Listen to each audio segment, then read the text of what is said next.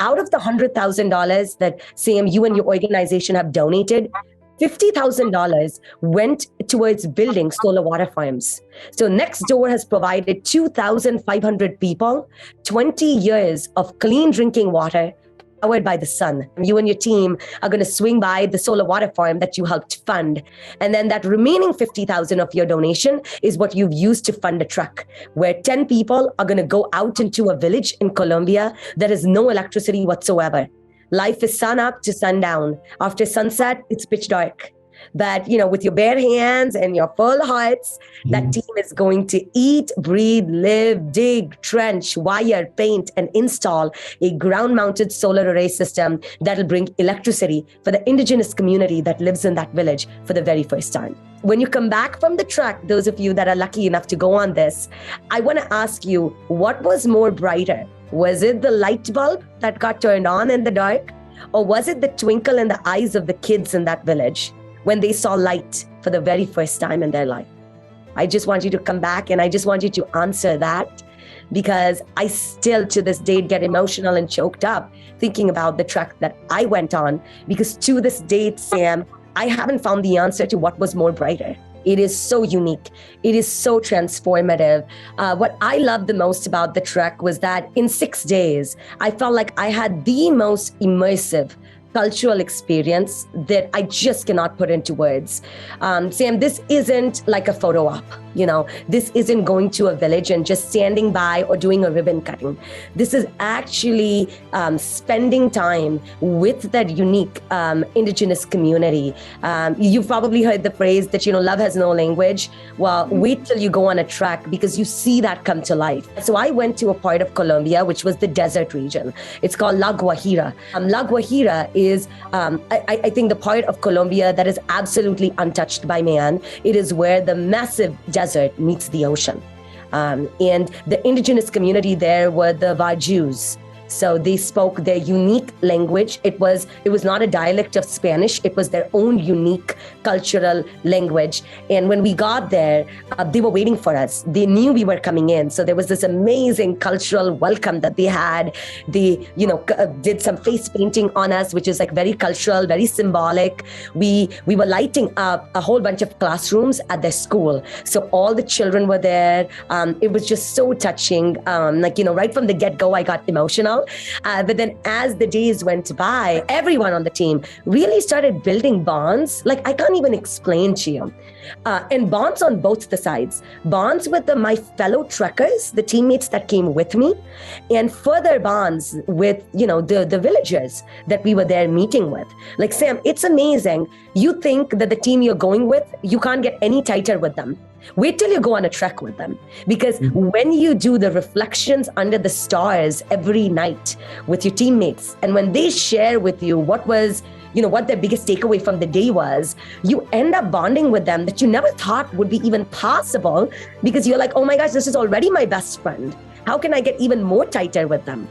And then similarly, bonds with the villagers. Even though you might be thinking, oh my gosh, I don't speak their language. How am I going to bond and connect with them? But the GivePower team made it so easy for me to be able to do that, because there were interpreters, there were translators on the team. Of course, there were videographers. So all those amazing moments where you're like, oh my gosh, I just want to capture this for the rest of my life and bottle it, they took care of it. So they made it very easy for the trekker to be able to be themselves. I bonded with teenage girls in their dorms, learning about culturally kind of what their hopes and dreams and aspirations were. There were teenage girls that shared with me about how they wanted to be doctors and lawyers and not want to get married at 18, not want to be given away, talking about the dowry system that exists there. Like, you wouldn't believe it, but the deep connections and bonds that I made with them is something that I will keep with me for the rest of my life. It made me, when I got back, to be a much better mom, to my two girls, because you just come back with a grateful perspective that you never thought going in would be. Or, all those trenches that we dug, all the electrical wiring that we did, of course, in conjunction, Sam, with local EPCs. So there will be, in order to give local jobs, there will be a couple of project leads on the project that you are doing. There'll be local hires that we will have there that'll kind of break you up into teams. Which team is doing what project? I was also on the painting team. So I also painted, the facility where we had the inverter, where we had the battery. And then I did that in conjunction with the children, with the local leaders of the village. So that was another area for me to bond with them. And then the best part, Sam, was in the evenings.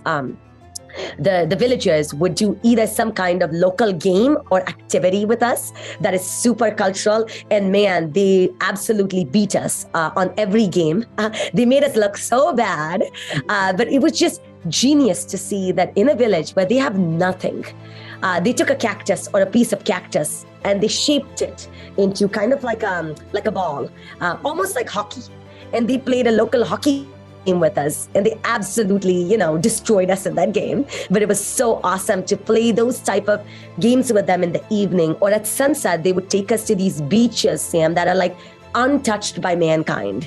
So clean, so pristine. They showed us how they kite surfed. I have never seen kite surfing like the way I saw the Waju's kite surf. It was something else, man. And sunsets there, or the sacred lands behind the beaches that they took us to, where we hiked a little bit. Like, all of those things were just unreal. So you're working all week, and then the last day the job's finished, so you can actually turn on the lights. What that was like for you, or what that experience is? That's the highlight of the whole trek. That night, when you got to leave the next day from the village, we call that the lighting festival. The entire village, Sam, will gather around candlelight, and at the count of 3, they will yell out your company name or whatever you want them to say. If there is another word that really brings home this whole trek for you, and they'll flip a switch. For the first time in the dark, a light bulb will turn on. You will see tears and joy and laughter and disbelief and dancing all at the same time. People don't know how to react. And so for the first time, Sam, we turned on a laptop, and children couldn't believe that they could see photographs of what an airplane looked like, what a train looked like. It took me days to process this experience. They gave me so much more than I could ever give them, because they want to share what little they have with the rest of us. And that is such a gift. I cannot wait for y'all to come back and report back and tell me how this trek was for you and your team.